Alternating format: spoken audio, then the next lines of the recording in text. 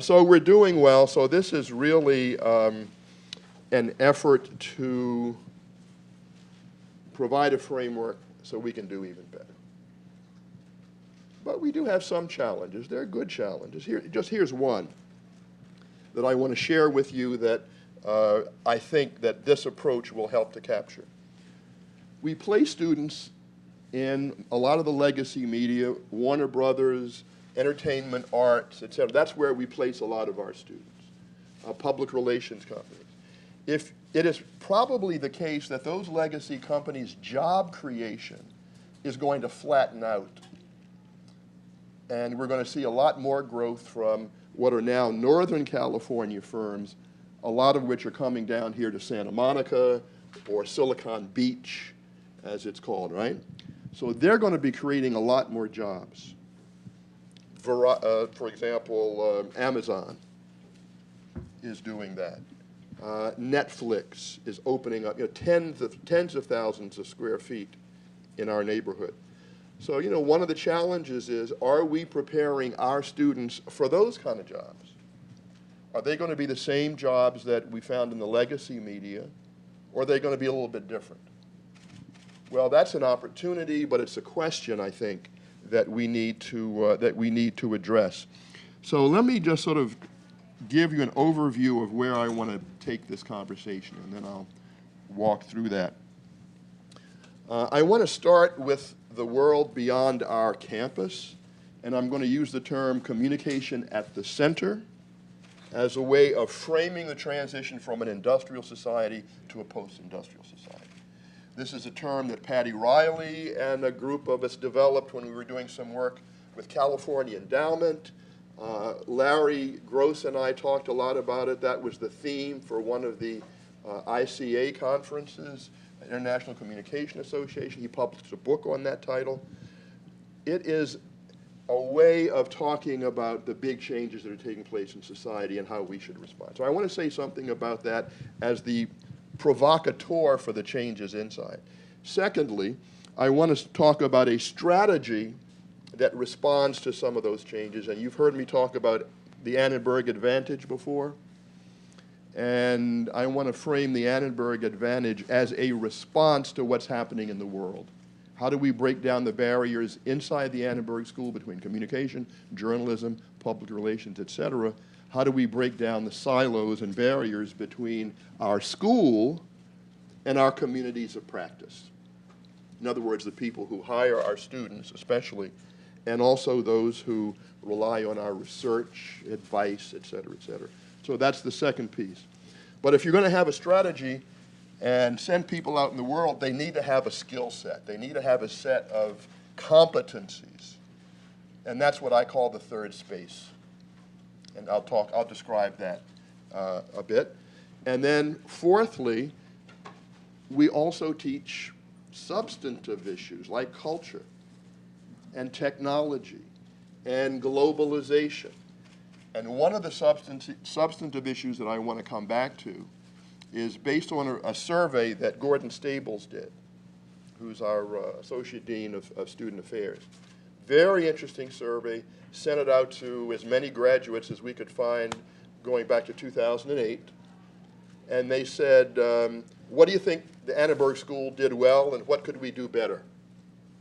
We've done a really good job on the soft skills. We've done a really good job on analytic work, communication, not surprisingly. We've not done a really good job on economic reasoning and business thinking. And so when we got these responses back from the graduates of the Annenberg School, they say, we love this is a great job, this is fine, but this other stuff is missing. So I want to sort of end up with that and then say, what can we do moving forward to make the Annenberg School even better than it is now? So that's kind of where I want to go with this. And this, by the way, is important, I think, for the future internal integration of the school. As you know, this is something I've been saying for 8 years. We have centers, we have 2 schools, we have 3 programs, we have 4 calling birds and 3 French hens. And there hasn't yet been, I think, a compelling narrative to bring that together. And more importantly, we're just beginning to insist that we have joint activities. So I'm going to talk about ASCJ courses. I know some of you are taking the course that Jeff Cowan and I are teaching.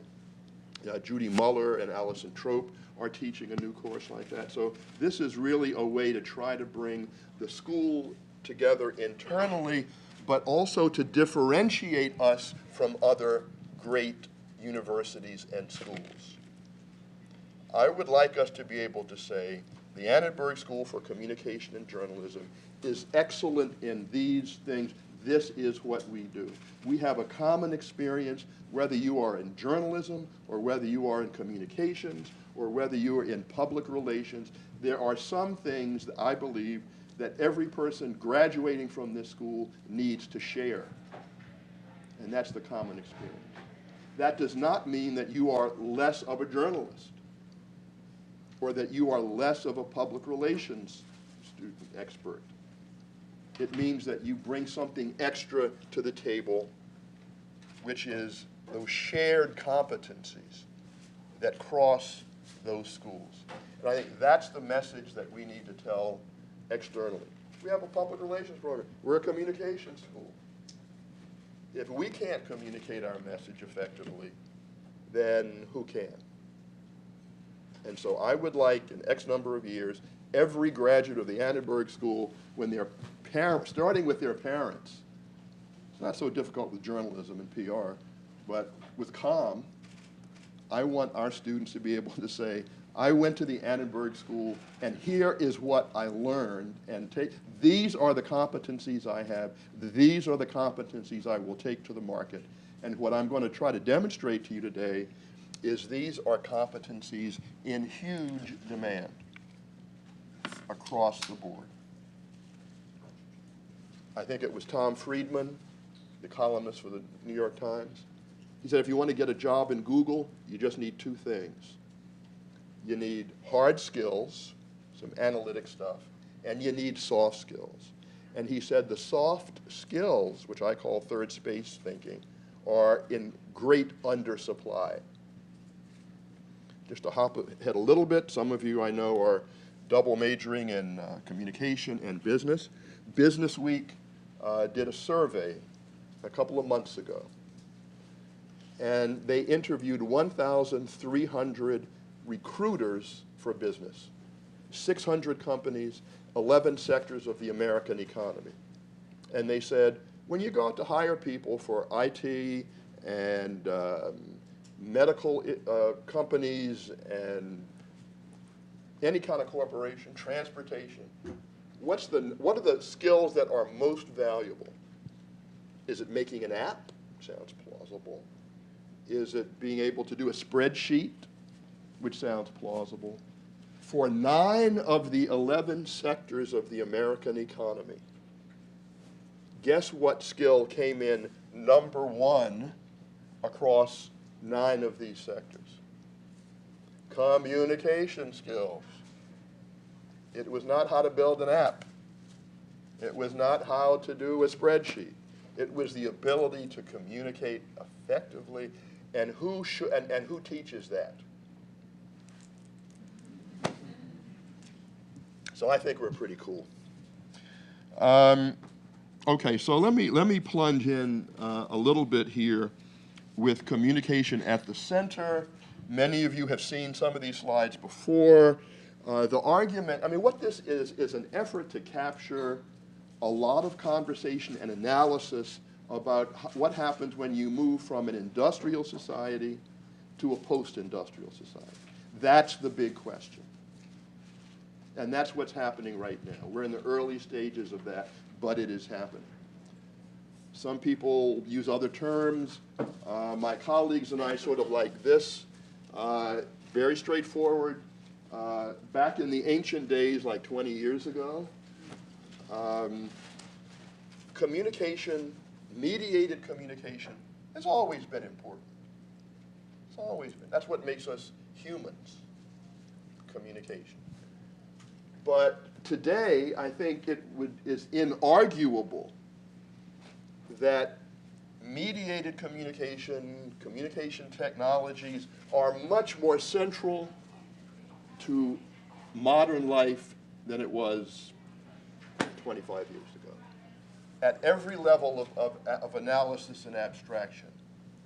At the individual level, how many hours a day does the average citizen spend with one of these things, with a screen, communicating in a mediated way? Just roughly, what's the number?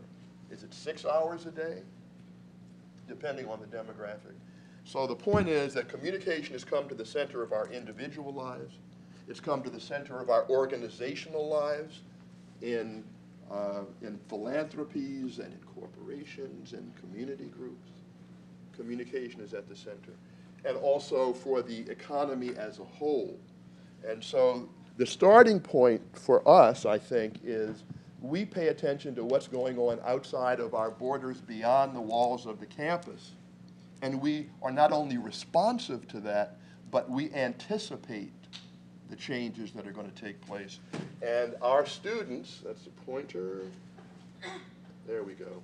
So C at C, communication at the center. It's important for everybody all the time, everywhere. If I have time, I'll describe a little bit about what happened in China. Willow Bay and I were there with 5 or 6 or 7 other Annenberg faculty. And when we said C at C, people said, oh yeah, we get that. This is in China. And when we talked about third space issues, they said, yeah, we want more of that. Hurry up and provide it to us, to our students and to our senior executives in government. So C at C is the driver. That's just a summary of the technological, demographic, global changes that are taking place in the world. And because that's our focus, we say it's communication at the center. How do we know this? How do we know that communication is becoming more and more important? Well, there are a couple of ways. One is that if you look at a lot of the reports that have been coming out over the last couple of years, like the one I just cited from Business Week, there are a ton of those talking about this transformation. Another one, the Boston Consulting Group. It's a big consulting, one of the biggest economic consulting groups in the world. They interviewed 1,000 executives and said, are you most concerned about capital? Are you most concerned about technology? What are you most concerned about? And they said, we're most concerned about talents and skills, which is our business. That's what we do. We're in the talent and skill business at Annenberg, at a university. Is this a big deal or not? You have probably heard of the consulting firm McKinsey. McKinsey interviewed, they reviewed 4 sectors of the American economy, and they looked at the ability of all up and down the value chain of companies, from coming up with an idea, ideation, prototyping, beta testing, manufacturing, distributing and sales, post-sale operations. And they said the absence of people who have good interactive communicative skills costs between $800 billion and $1 trillion. It leaves that amount on the table. In other words, it's a big deal. You know, what we're talking about is a big deal economically. I'm going to talk mostly about the economics of it and job part, but you know, our job is also, as a school, is to create citizens, to educate citizens, to be able to exercise effectively their rights as citizens. Our job is to help students develop personally their interpersonal skills, their intellectual curiosity, their empathy. And that's what we have that responsibility. And I think we are doing that at the Annenberg School. And they are going to be, those features that I just described are going to be increasingly important. So let me just stop for a moment. I'm going to make a transition from the big issue of communication at the center. I'm going to say a little bit about Annenberg Advantage, and then I'm going to go into the third space stuff. Any questions so far? because I do want to get to the nitty-gritty. We've done a couple of surveys of the entire journalism faculty and evaluated the extent to which they're using these third space skills. And we've sent questionnaires to our graduates, so I do want to get to that. Some of you have heard me talk about Annenberg Advantage, okay? And I want to put that in the context of communication at the center and third space. So one of the things that's happening with communication at the center is that the old silos, the old ways of doing business are not they're not as helpful as they used to be. You know, we have schools, we have companies, we have nonprofit organizations, and if you talk to them, they say, you know, we can't work effectively anymore because we're not talking across the whole organization, and that is holding us back. We're not being as productive.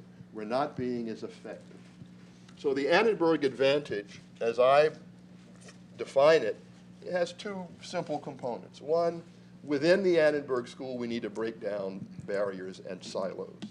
Not all of them, because I mean silos and forms of organization often have a good reason for it. We need a strong journalism school. We need a strong communication school, a strong PR program. But there are some unnecessary barriers that keep people in those programs from talking to one another, whether they're professors or students. So internally, Annenberg Advantage, let's try to reduce those silos and create more networks that bring together students in those three areas, that bring together professors. That's the first part of the Annenberg Advantage in response to what's going on in the real world. Secondly, and here we've done a hell of a job, I think better than any other school of our type in the country, is breaking down the silos between the university on the one hand and our communities of practice on the other. We're doing a lot of work in professional development, as you can see, because everybody gets a job when they graduate. That's a pretty damn good, you know, statistic. But it's not only internships and placements, it's also how do we interact with them? How do we listen to their concerns? How do we partner with them through things like the Annenberg Innovation Laboratory or M2E, which is our economics and entrepreneurship program. So, communication at the center. Our strategic response is break down the silos internally and between us and our communities of practice. But if you're going to do that, and if you're going to understand that, you need a set of skills and attributes and competencies. I think there's a distinction between a skill and a talent and a competency. Skills are those things which are more easily taught, like the violin or tennis. Intellectual curiosity, empathy, is not a skill. It's more of a talent or an aptitude. And so the term that I prefer is what I think our students need to learn is not only the skills, not only how to write effectively, how to edit, how to produce a great radio program, but another set of skills that go beyond that.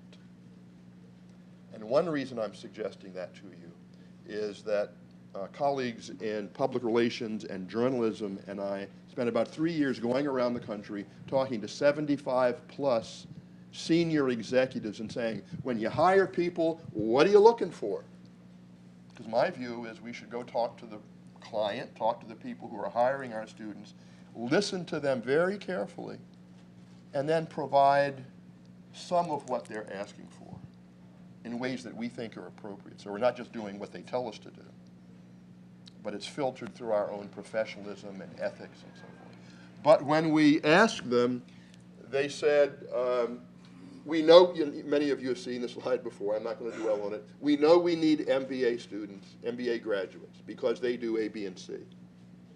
We know that we need engineering, people with engineering skills. But they also say we need, there's another kind of talent, we're not quite sure what it is, it doesn't have a name, but if you can produce that, we'll hire all of those people at 9 o'clock on Monday morning. That's a pretty good deal. In fact, we had one young entrepreneur, a startup, said, I am so desperate for the kind of skills that I think your students have, that I will come, give a free class, anybody who gets an A gets a job. And that's really what provoked me personally to try to create these new internal organization things in Annenberg. Somebody says, I'll teach for free. Students who do well, I'll get them a job.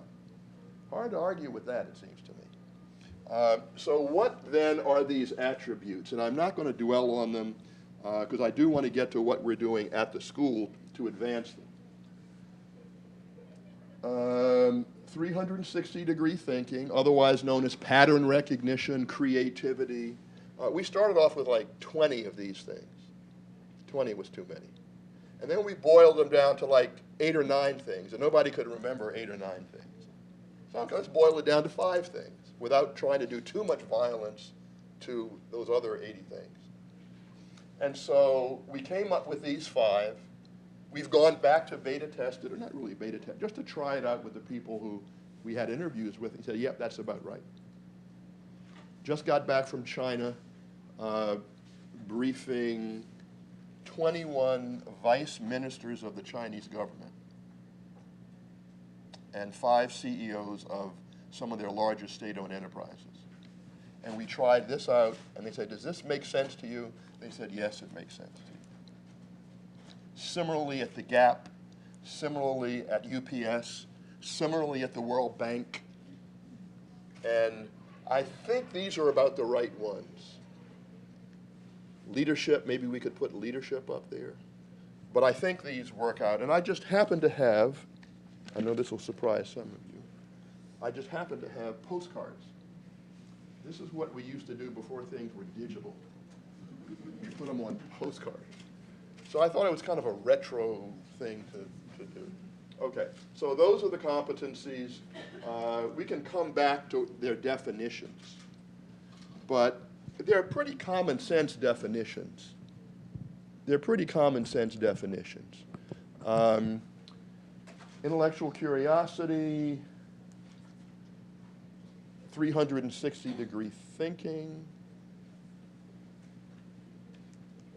cultural competence, the ability to move across borders, not just between US and China, but between the people who do the engineering piece and the people who do the business piece and the people who do the legal piece. That's also culturally competent. Empathy. This is the biggest surprise. We heard people say empathy initially, but I just thought it was, that's too wimpy. You know, business people, that's like wimpy for like artists or communication experts. But every time we talked to people in the C-suite and beyond, they said, this is one of the most important things. That was, I did not anticipate that. And that was true in China. On our 3 trips to China, they said empathy. Now I'm just going to, well, I'll walk through the rest of it. Adaptability, so you know all this stuff, and you've learned it, and you're culturally competent, but are you able to do anything about it? Do you actually change your behavior based on what you have learned? And that's adaptability. So the argument I'm making is that the world is changing, communication is coming to the center. The Annenberg School is adapting to that by using a strategy that changes up our internal thinking and organization and our external relations. And then the third piece is, are we providing our students, and are we thinking ourselves as faculty about the talents that we need to do those other 2 things? So that's the logic of what I'm talking about. In a moment, I want to go into, so what the hell are we doing about it? You know, blah, blah, blah, blah, blah. Third space, C at C, whatever it is. You know, what is happening concretely at the Annenberg School to affect that? But let me stop for a second to see if there are any questions about Annenberg Advantage or these 5 attributes or anything else I've said so far. No? Pretty straightforward. Okay. I will say that initially we were trying to collect these individual things, this and this and this and this. And then what we discovered is that what people were really asking for is not just one of those things. The most valuable people in the organization, the most valuable people in a company or a foundation or a nonprofit or a media company is this thing here in the middle. Are you able to combine these things? Are you able to be intellectually curious enough to want to find out, ask a weird question and get a weird answer? I mean, do you want to do that? But once you have that curiosity, do you have that curiosity about one little narrow thing, or do you have curiosity about a big, wide thing? To see around corners, to imagine a future that doesn't exist. And then once you see that, are you willing to say, well, some people are doing it a different way, and maybe they're not terrible people, even though they're Democrats, or Republicans, or Arabs, or women, however you want to define these broad definitions. And so the most successful people, and I will argue those who will be, well, I'll say the most successful, can bring all these things together. And I'm just going to provide a little evidence. It turns out that people who have communication backgrounds and skills, we actually are better at this than the engineers and the business people. I'm overstating that a little bit, partially to be provocative because I don't have enough time. But we went to a big company, Korn Ferry, which is the largest executive search firm in the world. And they had a database of like 3,000 people. And I said, well, can we work with you? And so they pulled it out by people in an engineering function of companies or had engineering training, and people who had in a business function or business training, and people who had communication training or were in a communication function in an organization. And they call them agilities. We call them, attributes. So mental agility, people agility, results orientation, change orientation. The engineers, results oriented, pretty much, not so change oriented, even less people oriented, good with mental agility. The MBA profile, stereotypical, a lot of those stereotypes hold up. Engineers look like this, okay? MBA people look like this. Drum roll, drum roll, drum roll. We look like this. We're better than everybody. When they showed me this result, I said, wait a minute, are you just, doing this to make me feel better? Because like we're buddies and maybe, no, they said, no, this is what, 3,000 interviews demonstrate. So I will pass this around. And partially what I want to show with this is that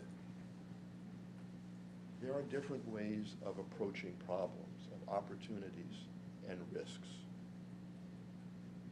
And the way that engineers typically do that is slightly different from what people with MBA or business background, which is slightly different from what we do. So I'm not saying what we do is better.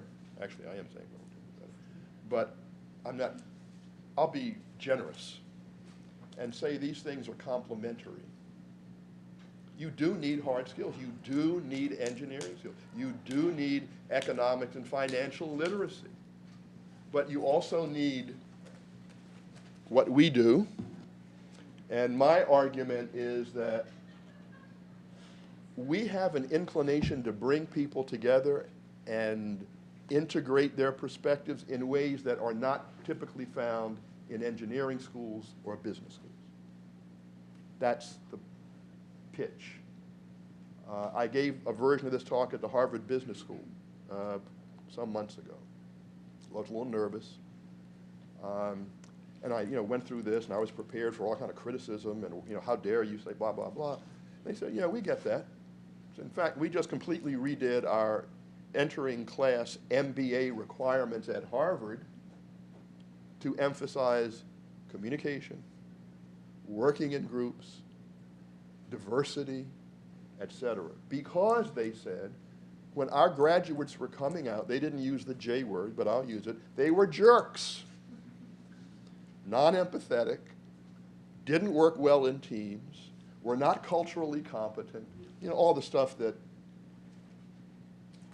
they could learn and they could develop, and I think they are learning and developing by paying attention to these kinds of things. Okay, so that's the setup. Communication at the center, Annenberg Advantage, the skill set necessary to manipulate and understand and leverage that stuff, third space thinking. So what are we doing about it here? What are we doing at the Annenberg School? So I'm going to just walk through a couple of things. And one way to think about these is in distinctive buckets. So stuff goes on out there in the world, and then we do stuff inside, and the stuff we do can be dropped into 5 or 6 buckets of stuff. Okay. Bucket number 1 is what we have been traditionally doing at the Annenberg School and the Journalism School, Public Relations, and Communication. It turns out that through conversations with my colleagues, we're already doing a lot of this third space stuff. And so Willow led her team through an exercise. I think there were 75 or 80 respondents, faculty, and we asked them across the courses that they are teaching to evaluate what they're doing in terms of these 5 attributes. And it was pretty substantial. Got really good positive indication that some of these attributes were already being taught. So that's bucket number 1 in the traditional area. Bucket number 2 is a new category that we're calling ASCJ. So, you know, in bureaucratic terms, you know, all these things have designations. Journalism has a JM designation, COM, COMM, strategic PR, etc. We created a new category designed to help students understand the similarities, differences, and overlap between communication, journalism, and public relations. I think Jeff and I have taught, this is our 2nd or 3rd year. I think this is one of the first times that we've had a course that gets 1/3 PR students, 1/3 journalism students, 1/3 communication students in the same room, and then we invite the experts in to explain the similarities and differences. What is public relations? What is journalism? What is communication? And then it's quite interesting. Some students say, well, I thought I was interested in public relations, but I'm really interested in communications, and it confused everybody, fortunately, and forced them to say, well, which of these do I want to do? So I think that pushes us toward the greater integration and de-siloization of knowledge production and distribution, diffusion. So that's bucket number 2. And Judy Muller and Allison Trope are teaching ASCJ 200. Jeff and I are teaching ASCJ 100. And we're trying to decide, do we go to 300, 400, 500, 1,000, whatever? Or is it, what, you know, ASCJ 150? And so some of you in the room, I hope, will give us some suggestions. And the purpose of these courses is to highlight the similarities and differences between the 3 things that we teach as a way of breaking down silos. Bucket number 2, well, that's bucket number. So bucket number 1 is the traditional courses. Bucket number 2 is the ASCJ denomination. Bucket number 3 is really confusing. And nobody understands, well, some of us understand it, barely. But bucket number 3 was an effort deliberately to respond when the people that we interviewed said, we need more students to know about economics. If you're going to do 360-degree thinking, are you really teaching that? So Casey Cole, who teaches in the, is a professor, full professor in the journalism school, gives a course on 360-degree thinking. Is that easy to teach? I don't know. You know, what material does she use? I think I know. Is it having an impact? I don't know. But we called it Annenberg X for Annenberg Experimental. And what happens with some experiments, ladies and gentlemen? Some of them fail. Some of them succeed. Do we know which is going to fail and which is going to succeed in advance? No, because then it wouldn't be an experiment. And so I rhetorically said, you know, trying to be politically correct, that I said, well, I hope at least a third of them fail. Well, that was bullshit. I mean, I really didn't want any of them to fail. But it was such a great line, like, oh, we don't care if they fail, we'll learn. You know, I really wanted all of them to succeed. But there's some really interesting ones, including one on by a guy named Murjani, who's been a serial entrepreneur, who's doing a course on leadership and in startups. And he attracts students from Annenberg, from all around the university. Really interesting person. Jonathan is teaching one of these courses on close textual reading, not just superficial, but how do you go down deeply into a subject. He's doing that course. There are a number of other really interesting ones. So that's bucket number 3. Bucket number 4 is executive education. Executive education, the things I've talked about so far for undergraduate and graduate students. Executive education is stuff that you do for people who are already in the workforce. So, for example, in China, we went to, you know, we had 21 vice ministers. We've done that. We've done training with media companies to help their executives think about how to develop a digital strategy, for example. We've had similar interventions with the conference board and other companies. So that's a 4th bucket in the goal of trying to create more understanding of these issues. Bucket number 5 is stuff like researchy, engagement-y kind of things like AIL, Annenberg Innovation Lab, and others, including M2E, Media Economics and Entrepreneurship. Now, I want to make the transition from the skill, from what we're doing with that kind of organizational stuff to some substantive issues, okay? But before I do that, I want to point to attitudes reflecting Annenberg academic experience. What skills did Annenberg teach that best prepared you for the workforce? That best prepared you for the workforce. 84% says verbal and written communication, thank God, since we're a communication school. What else is 54? Teamwork. That's pretty good, because that's what the workforce says. They want more teamwork.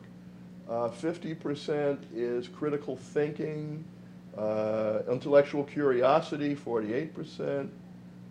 By the way, at one of the conferences in China, a senior executive of one of the largest media companies in the United States of America and in the world, which is doing a $4.5 billion investment in China. He's the CEO of a little company called Walt Disney. And he was asked by someone in the audience, what's the single most important thing that you're looking for when you hire people? It wasn't, have you drawn cartoons? It was intellectual curiosity. So these softer skills are being recognized by people in the executive suite as being absolutely essential. So our graduates kind of like the stuff that we're doing in that space, and we're doing a good job, but I want to do better. I want, you know, these percentages to be higher. In what areas could Annenberg have done a better job in preparing you? There's a big tall one, 2 big tall ones, that says financial proficiency and math skills. I'm glad I'm not an undergraduate here right now. And entrepreneurial and business skills. These are our graduates. These are not business students. These are not employers. these are our graduates who say that they want more of those kinds of skills, and we need to do more of it. So in addition to culture, identity, technology, globalization, it seems to me that the evidence suggests we've just got to provide more economic proficiency and literacy to our students, et cetera, et cetera, et cetera. So I'm going to close by saying, what are our next steps? And I think our next steps are, pretty straightforward, and they flow from this argument. I want to continue the integration of the schools of the 3 programs and be more aggressive about it. I want to use these, what I think are unique internal characteristics to do a better job telling our external narrative, to differentiate us from other schools. Not only in our competition with great schools like Columbia and Northwestern and Berkeley, in the communication and other media schools and journalism schools, but increasingly from the Harvard Business School, from the Kennedy School of Government, from the design school at Stanford, because we are now competing with those schools. We are no longer competing with communication schools, journalism schools, and PR schools. We just, we are competitive with some of the places that I just mentioned, and we are winning executive education contracts from some of those schools. They're smart. They're going to be teaching their students more and more about communication, just as we're teaching our students more and more about economics and business. So it's going to be a competitive environment. We're playing with it in the big leagues. So we need to articulate that more explicitly externally, more collaboration and partnerships with the business school, with the engineering school. We have programs with both of them. We should probably do more of that. I think we should be a little bit more granular in our understanding of the way that we're teaching the 5 attributes. I mean, it's easy to say, oh yeah, I teach all that stuff.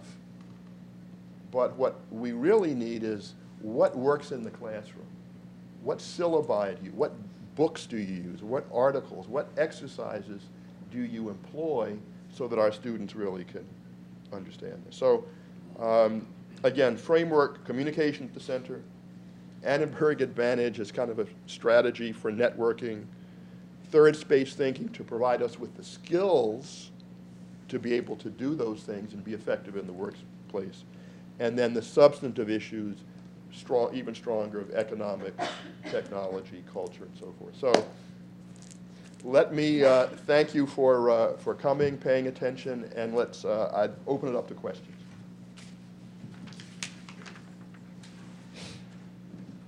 Whoever asked the first question, I was going to say get an A. But. I was just invited to a meeting 2 weeks ago for the LAUSD superintendent search. We're a partner here with LAUSD through our service learning project, so they invited me as a community representative with the consultant firm that's doing the nationwide search. There was parents, staff from LAUSD, and after everyone said we want, someone who manages money better, someone that involves parents and all the technical stuff, really what came down to it was we need someone who has empathy, someone who could think outside of the box and be creative, someone that is adaptable. The LAUSD position is a very high stressful, high profile position. So the 5 skills that you mentioned here, and I'm sitting there hearing people not referred as empathy clearly, but that's the direction it was headed. There's skills that even for a LAUSD superintendent, they're looking for those skills. Well, what's interesting is that I had dinner last night with a woman who runs a foundation, a health care foundation. And she was looking at those 5 and said, we need people like that as well.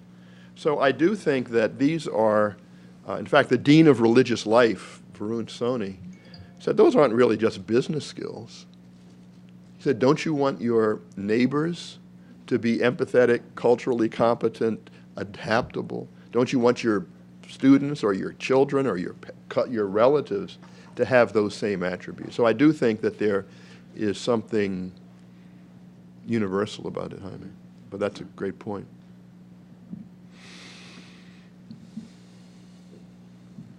Hi, everyone. I'm Ricardo Horna, second-year comm management student. Thank you for the presentation. When I was looking at the competencies, it kind of reminds me of the tests that a lot of us have taken, like personality tests, Myers-Briggs, StrengthsFinder. And I don't know if this is premature, but have you considered creating an assessment for individuals to take it, particularly if you want to be well-rounded in all 5 of those areas? Great question. I have not thought of that at all, but fortunately, Rebecca Weintraub and then has said you've really got to have indicators of before and after, more or less, weaker or stronger. And so she has put together a team to try to develop that based on some of those indicators, but also, or approaches, but others as well. The other thing is, in some ways, this is a beta test from an idea for a university to companies like the Gap, or UPS. I was on the phone to a UPS executive this morning, and they said, we can't go forward unless you have some assessment tool. And so the assessment tool is absolutely essential. With students, we can give grades and so forth, but if we go out to expand this into the area of advisory work and executive education, we've got to have those attribute tests. Good question.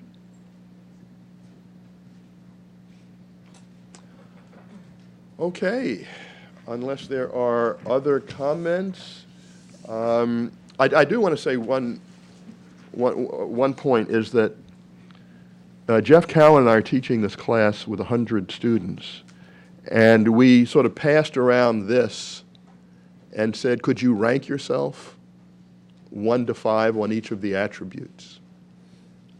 And they did, and it was really interesting to see where they felt their strengths were and their weaknesses were. Then we also asked them to tell us what were the most important of the attributes. Whatever they had, what were the most important? And I think they said adaptability and empathy. In China, we asked the 21 executives the same questions, and they said 360 degrees and empathy. So it's quite interesting that at both ends of the age and status distribution, there's a fair amount of consistency over what's important, but there's also the recognition that at the front end, adaptability, that some things are more important when you get your first job and then when you get to move up. First job, adaptability is probably important because they're high, you don't have any status, you got to do what they tell you, blah, blah, blah. When you get to be a CEO, you ought to have more 360-degree thinking, thinking more strategically. But it was several people said, well, the deficit at the top is in empathy. That the CEOs, the people in the C-suite, are not empathetic enough either with the people they work with or even potentially with their audiences and their constituencies. And my reading of that is when you get to be a boss, everybody says, hey, you're great. And you don't have to be empathetic with them, but you want them to be empathetic with you.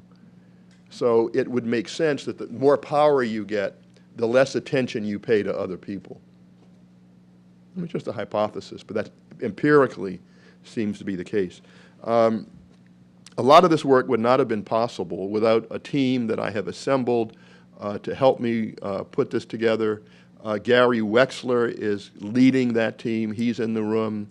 He is a professor, teaches at least two courses in comm management, and has really been effective. So I just want to thank Gary and point him out. So if there are no more questions, then we'll see. I guess there are going to be 2 more of these, right, Gary? Yes. Jeremy just walked out? Yeah.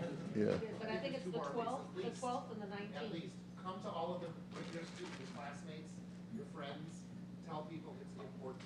Good. Tell them you might get a job if you come here. And actually, on the 12th and the 19th, they're different speakers. Yeah, Look Okay. online. okay. Thank you.